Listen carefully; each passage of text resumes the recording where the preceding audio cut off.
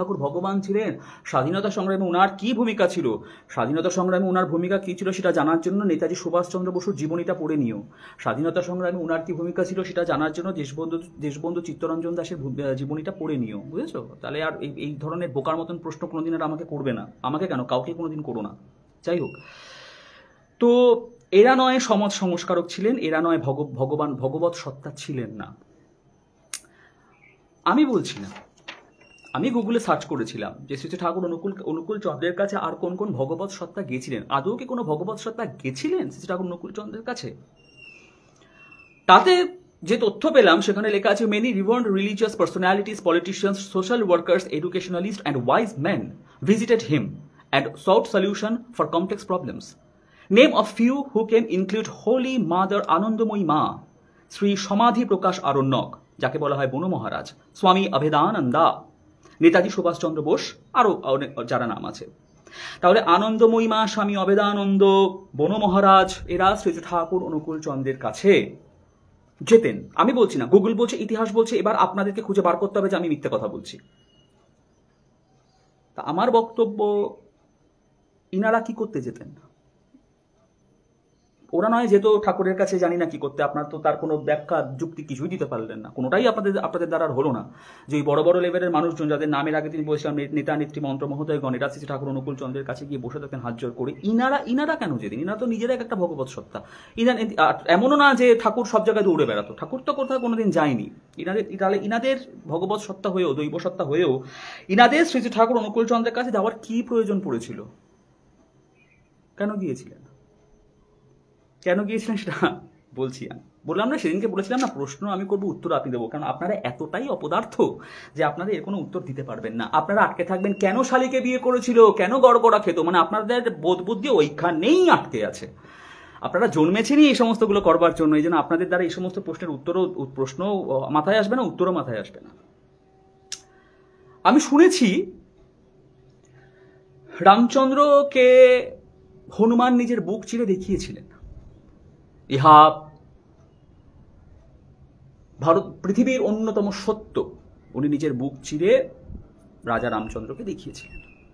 রামচন্দ্র ওনার লীলা সম্বরণ করে সূর্য নদীতে উনি লীলা সম্বরণ করলেন, উনি ওনার ধামে চলে গেলেন। কিন্তু হনুমানকে বলা হয় উনি অষ্ট চিরঞ্জীবীর এক চিরঞ্জীবী। উনি এখনো আছেন পৃথিবীতে, সূক্ষ্ম রূপে হোক স্থূল রূপে হোক আমি সেটা জানি না, আমি অত জ্ঞানী মানুষ নই। উনি হনুমান যখন শুনেছেন যে আবার আরেক পুরুষোত্তম এসেছেন যিনি হলেন শ্রীকৃষ্ণ, উনি তার কাছে গেছেন। উনি যাওয়াতে শ্রীকৃষ্ণ সাদর সম্ভাষণ করেছে, ভক্তবীর তুমি এসেছো, তুমি আমার কাছে এসেছো ভক্তবীর, আসো বসো, আসন গ্রহণ করো। তার যা যা কথোপকথন করেছেন। হনুমান চুপ করে বসে আছেন।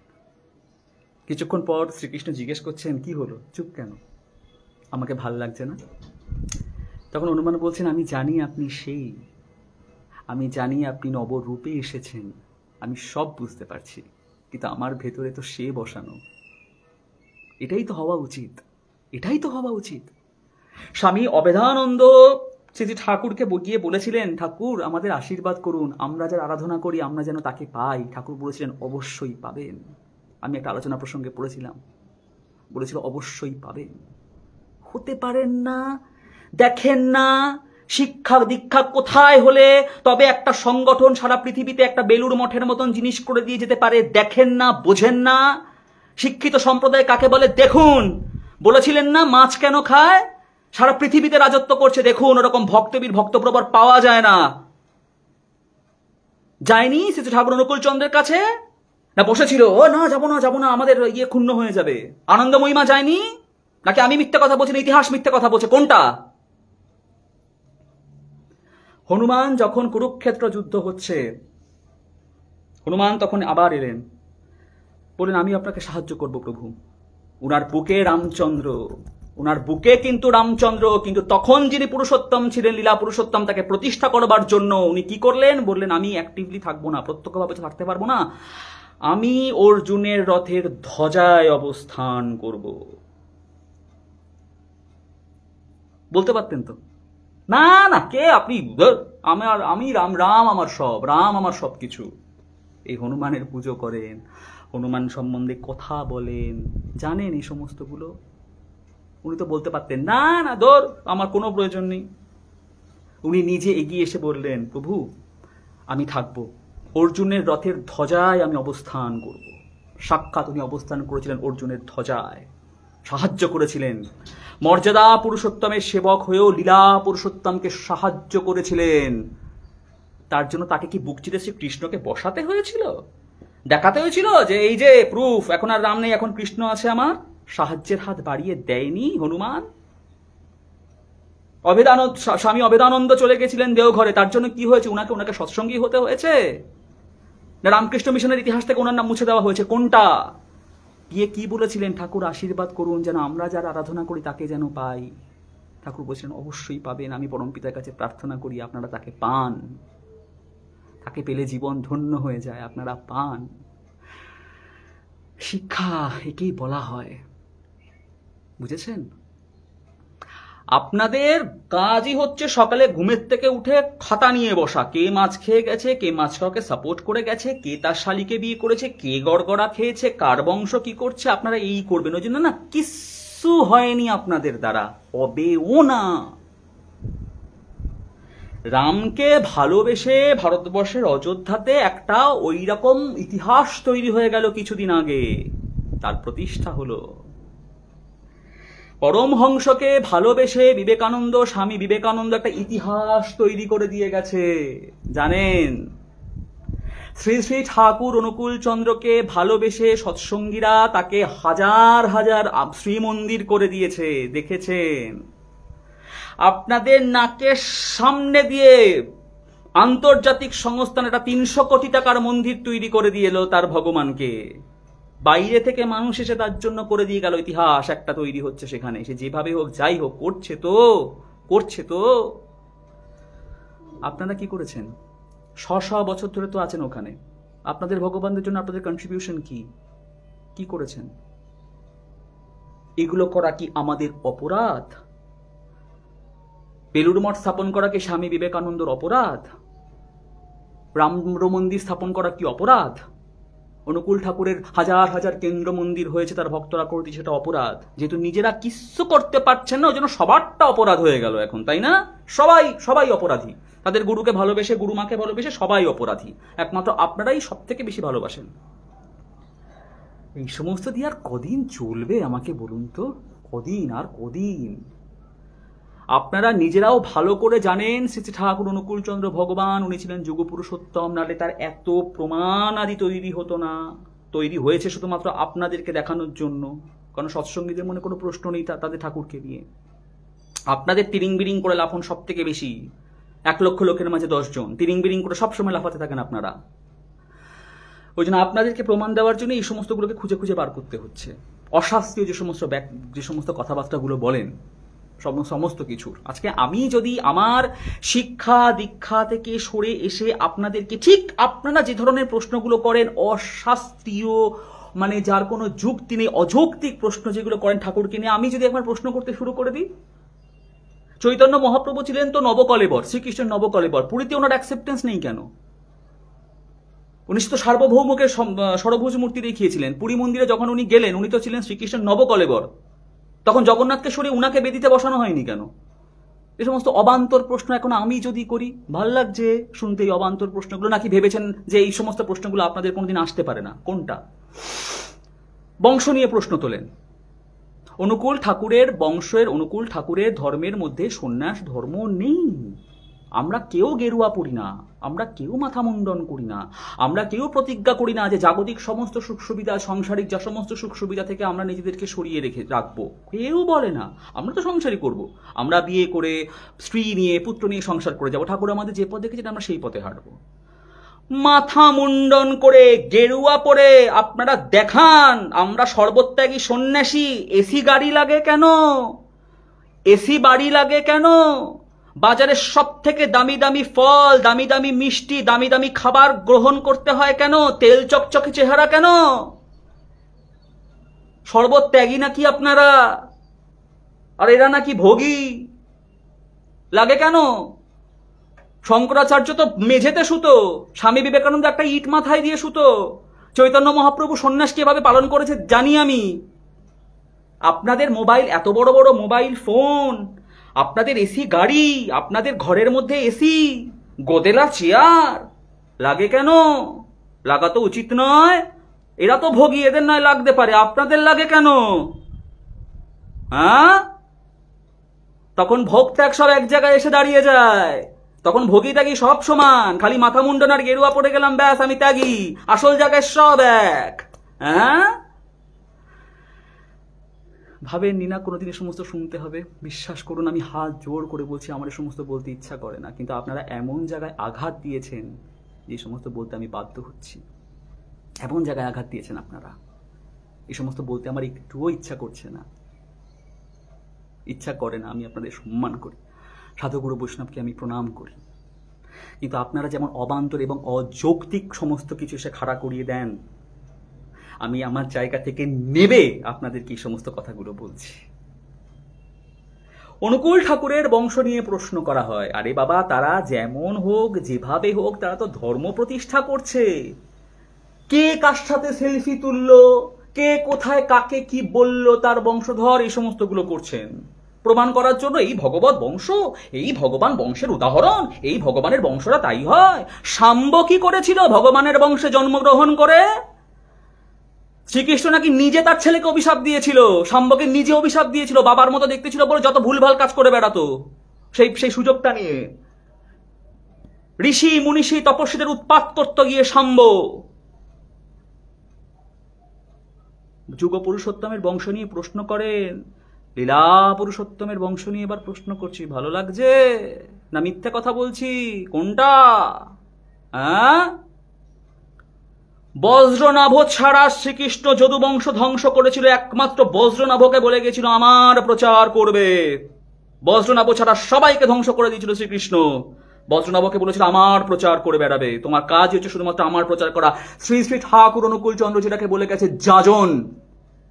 ও, শ্রীকৃষ্ণ ওনার দেহলীলা সম্বরণ করবার আগে যদি বজ্রনাভকে বলে যায় আমার প্রচার করো, ধর্ম সংস্থাপনের সাহায্য করো, সেটাতে দোষ হয় না। উনি ছিলেন লীলা পুরুষোত্তম আর যুগ পুরুষোত্তম, যাকে বিশ্ব হিন্দু পরিষদ পুরুষোত্তম বলে বন্দনা করেছে, যাকে ভীষ্মদেব যার জন্মের আগে বলে গেছে যে পুরুষোত্তম অনুকূল রূপে জন্মগ্রহণ করবে। হ্যাঁ, গুগল নয় সেই দিন আবিষ্কার হয়েছে। এরা কবে আবিষ্কার হয়েছিল? হ্যাঁ, সীতানাম ও ওঙ্কারনাথ শাস্ত্রী বলে গেছেন যে উনি হচ্ছেন মকার পুরুষের সাক্ষাৎ লীলা বিগ্রহ। উনি যদি উনার প্রতিষ্ঠা করবার জন্য উনার বংশধরদেরকে রেখে যান আর বলে যান তোমাদের কাজ হচ্ছে সৎসঙ্গকে প্রতিষ্ঠা করা, সেটা অপরাধ। শ্রীকৃষ্ণর বজ্রনাভকে বলা অপরাধ হয়নি, লীলা পুরুষোত্তমের। যুগ পুরুষোত্তমের তার ছেলেকে বলে যাওয়াটা অপরাধ হয়ে গেছে না? তাহলে প্রমাণ করুন যে এরা মিথ্যাবাদী, উনি পুরুষোত্তম ছিলেনই না। প্রমাণ করতে হবে সেটা। আপনি কোথা থেকে আপনারা আনন্দময়ীমাকে আনবেন, কোথা থেকে স্বামী অবেদানন্দকে আনবেন, কোথা থেকে ওঙ্কারনাথ শাস্ত্রীকে আনবেন, কোথা থেকে আপনারা পিতামহ ভীষ্মকে আনবেন, কোথা থেকে আপনারা গুগলের অ্যান্সার আনবেন, আমরা সেটা কিন্তু জানি না। বিশ্ব হিন্দু পরিষদ কেন শ্রী ঠাকুরের অনুকূল চন্দ্রের বন্দনাটাকে পুরুষোত্তম শব্দ ব্যবহার করেছেন আমরা জানি না। কিন্তু আপনারা যদি এর উত্তর দিতে না পারেন সঠিক, যৌক্তিক এবং উইথ ডকুমেন্ট, যা আমি সবসময় করে থাকি, কারণ আপনাদের মতন অবান্তর প্রশ্নধারীরা বলবেন আমি মিথ্যে কথা বলছি, যা আপনাদেরকে উইথ ডকুমেন্ট আমি দেখাচ্ছি। উইথ ডকুমেন্ট যদি প্রমাণ করতে না পারেন যে আমি মিথ্যে কথা বলছি, উইথ ডকুমেন্ট যদি আপনারা প্রমাণ করতে না পারেন যে আমি সমস্ত এরা ভুলভাল বলে গেছে, তাহলে কিন্তু আপনাদেরকে সম্প্রদায় বিরোধী এবং সনাতন ধর্ম বিরোধী বলে এবার আমরা ঘোষণা করব। কি করবেন এবার আপনারা বুঝে নিন, কি করবেন এবার আপনারা বুঝে নিন। কিন্তু আজ ঘুমের থেকে উঠে ওই গুরু মাছ খায় কেন? আজ ঘুমের থেকে উঠে এ গুরু দুটো বউ নিয়ে গড়গড়া টানে কেন? এগুলোর উত্তর দিতে না পারলে ঘুমের থেকে উঠে আপনাদের কাজ কি? আপনাদের কাজ হচ্ছে এবার সনাতন ধর্ম বিরোধী কাজ, হিন্দু সম্প্রদায় বিরোধী কাজের জন্য আপনারা এই সমস্ত কথাগুলো, এই সমস্ত কাজগুলো করে যাচ্ছেন। এবার কিন্তু আমরা সেইটা প্রচার করতে শুরু করে দেবো। কাজে প্রত্যেকটা সৎসঙ্গীকে বলছি, যারা ঠাকুর সম্বন্ধে প্রশ্নগুলো করে তারা যদি এইগুলোর যথাযথ উত্তর দিতে না পারে, সবাই তাদেরকে কিন্তু অসাম্প্রদায়িক এবং সনাতন ধর্ম বিরোধী বলে তাদেরকে ঘোষণা করতে হবে। সে যে সংগঠন থেকে হোক, সে যে ব্যক্তি বিশেষ হোক, সে যেই হোক না কেন। কি করবেন এরপর আপনারা বুঝে নিন। কোথা থেকে পিতামহ বিশ্বকে আনবেন আর কোথা থেকে সীতারাম অঙ্কনাথ বাবাকে নিয়ে আসবেন সেটা আপনারা বুঝে নিন। কিন্তু এদেরকে উইথ ডকুমেন্টস আপনাদের দেখাতে হবে যেটা মিথ্যা কথা বলে গেছে, বা আমরা মিথ্যা কথা বলছি, বা এরা এদের ভুল স্বীকার করে গেছে যে তখন আসলে বাবা বুঝতে পারিনি, জানো তো যেরকম ঘটনা ঘটবে ভুল করে বলে ফেলেছি, এখন বলছি না না উনি কিছু ছিলেন না। দেখাতে হবে সৎসঙ্গীদের। না দেখাতে পারলে কিন্তু সমস্যা, তখন কিন্তু আপনাদের আমরা অসাম্প্রদায়িক বলে ঘোষণা করবো, তখন কিন্তু বলবো যে আপনারা সনাতন হিন্দু ধর্ম বিরোধী কাজ করে যাচ্ছেন। সনাতন হিন্দু ধর্ম খুব ক্রাইসিসের মধ্যে আছে, বিশ্বাস করুন। এতক্ষণ ধরে যা প্রমাণাদি তথ্যাদি যা দিলাম সমস্ত কিছু অ্যাপার্ট ফ্রম দ্যাট, আমি কিন্তু আবার বলছি সনাতন ধর্ম কিন্তু খুব খুব ক্রাইসিসের মধ্যে আছে। যখন তখন যা তা কিছু ঘটে যেতে পারে। এর আগেও বিভিন্ন বিভিন্ন রকমের আঘাত সনাতন হিন্দু ধর্মে বারবার এসেছে। কারা আঘাত এনেছে, কারা কি করেছে সেটা কিন্তু আপনারা সবাই খুব ভালো করে জানেন। আজও আমি বলছি না যে সনাতন ধর্ম আউট অফ ডেঞ্জার। আপনারা সবাই কিন্তু নিজের বুকে হাত দিয়ে প্রশ্ন করুন, সবাই কিন্তু জানেন আপনারা যে কি কাজ করছেন, কি বিভ্রান্তিমূলক কাজ করছেন আপনারা নিজেরাও জানেন না। আমার তীক্ষ্ণ ছোট্ট বুদ্ধিতে, এই ক্ষুদ্র বুদ্ধিতে যতটুকু বুঝি আমি সেইটুকু আপনাদের বলছি। সনাতন হিন্দু ধর্মের মাথাতে না একটা খাড়া ঝুলছে, জানেন তো? এই খাড়া বারবার এর আগে ঝুলেছে, বারবার এর আগে এই খাড়া কিন্তু ঝুলেছে, বারবার এই খাড়া সনাতন হিন্দু ধর্মের মাথায় কিন্তু ঝুলেছিল, এবং বারবার খাড়া রাখা সনাতন হিন্দু ধর্মকে কিন্তু পেতে হয়েছে। এখন ঘুমের থেকে উঠে ওই সংগঠন এই করে কেন, সেই সংগঠন এই করে কেন, এইগুলো করবার সময় না, এখন এক ছাতার তলে সবাই এসে দাঁড়ানোর সময়। কোনটা আমাকে একটু বলুন তো, কোনটা? আপনারা সবাই এটা খুব ভালো করে জানেন যে সৎসঙ্গর সংখ্যা গরিষ্ঠতা অনেক অনেক বেশি, অনেক বেশি সৎসঙ্গের সংখ্যা গরিষ্ঠতা। জানি না ওই সংখ্যা গরিষ্ঠতা আপনারা কবে পৌঁছতে পারবেন। এখন এসে সৎসঙ্গীদের হাত ধরা, সৎসঙ্গের পাশে দাঁড়ানো, সেটা কি বুদ্ধিমানের কাজ হবে না সেটা বোকার মতন কাজ হবে? কিসের কাজ হবে শুনি তো একটু। ভগবান এই পৃথিবীতে বারবার ছুটে আসে। আজকে আমি একটা প্রশ্ন করি, জিসাস ক্রাইস্টকে তো আর আসতে হলো না, তাহলে তো ডিসিপ্লিনড, তারা ডিসিপ্লিনড, ওই জন্য জিসাস ক্রাইস্টকে বারবার তাদেরকে পোক করতে আসা হয় না, আসতে হয় না জিসাস ক্রাইস্টকে। রসুলকে তো আর আসতে হলো না, আর এসেছিলেন রসুল, একবার এসেছেন। ইউনিটি দেখেছেন কাকে বলে? ওই একবার এসে উনি যা করে দিয়ে গেছেন তারা সভ্য ভদ্র বালকের মতন সেগুলোকে পালন করে চলেছেন। আমাদের হিন্দু ধর্মে ভগবানকে বারবার কেন আসতে হয় বলুন তো? কারণ আমরা বড্ড বেয়ারা, আমরা বড্ড বেয়ারা, আমরা বড্ড আমাদের প্রবলেম, ওই জন্য বারবার ভগবানকে ছুটে আসতে হয়। আর বারবার ভগবান ছুটে এসে ওই নিজের মধ্যে একবার কালীকে দেখান, কৃষ্ণকে দেখান, শিবকে দেখান, একে দেখান, তাকে দেখান, শুধুমাত্র ওই মেসেজটুকু দেওয়ার জন্য যে আরে বাবা যে সত্তা আসে সেই সব আয় আয়, আমরা সবাই এক জায়গাতে দাঁড়াই, এক আমরা হিন্দু ধর্মকে, সনাতন ধর্মকে বাঁচানোর চেষ্টা করি, ওই একটা মেসেজ দেওয়ার জন্য আসেন। তাই কালী আর কৃষ্ণ এক হয়, বিভেদ করে কিছু হবে না। আপনারাও জানেন যে সনাতন ধর্ম কতটা ক্রাইসিসের মধ্যে আছে, যখন তখন যাতা কিছু হয়ে যেতে পারে, আমাদের মাথার উপর এমন এমন ঝুলছে সব। কি হয় এখন এই সমস্তগুলো না করে যদি আমরা একে অপরের হাত ধরে দাঁড়াই, একে অপরের হাত ধরে ধর্মটাকে রক্ষা করার চেষ্টা করি। সৎসঙ্গীদের হাত ধরলে আপনাদের সৎসঙ্গের দীক্ষা গ্রহণ করতে হবে না, সেগুলো করবার জন্য দেশের 100-150 কোটি লোক বসে আছে, আপনাদের কিচ্ছু করতে হবে না। কেন আপনারা এগুলো বোঝেন না যে এই সমস্তগুলো করে আমরা আমাদের নিজেদের দুর্বলতাই তো সবার কাছে প্রকাশ করে দিচ্ছি, যে আমাদের মধ্যে কোনো ইউনিটি নেই, আমরা মারামারি খাওয়া নিজেদের মধ্যে করে যাচ্ছি সব সময়।